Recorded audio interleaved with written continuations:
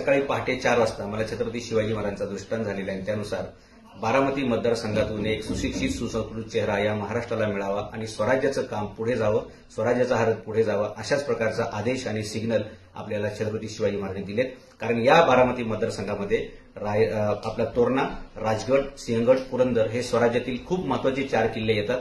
त्यांचा जीर्णोद्धार आणि समाजाचा उद्धार ह्या दोन्ही गोष्टी व्हाव्यात असा मला वाटतं यातून संदेश असावा. आणि म्हणून परवा 3 एप्रिलला छत्रपती शिवाजी महाराजांच्या पुण्यतिथीच्या दिनी दुपारी 12 वाजता आपण पुण्यामध्ये भव्य पत्रकार परिषद घेऊन या संदर्भातली अधिकची माहिती आपल्या सर्वांना देणार आहोत. आणि अनेक वर्ष लोक ज्या अपेक्षित आहेत, लोक ज्या परिवर्तनाच्या अपेक्षित आहेत, ते अपेक्षित परिवर्तन व्हावं हीच छत्रपती शिवाजी महाराजांनी जिजाऊंची इच्छा असावी. कारण स्वराज्याच्या निर्मितीचा मूळ गाभ्याचा हा सगळा प्रदेश आहे आणि तोच प्रदेश आज उपेक्षित, वंचित, शोषित आणि मागास आहे.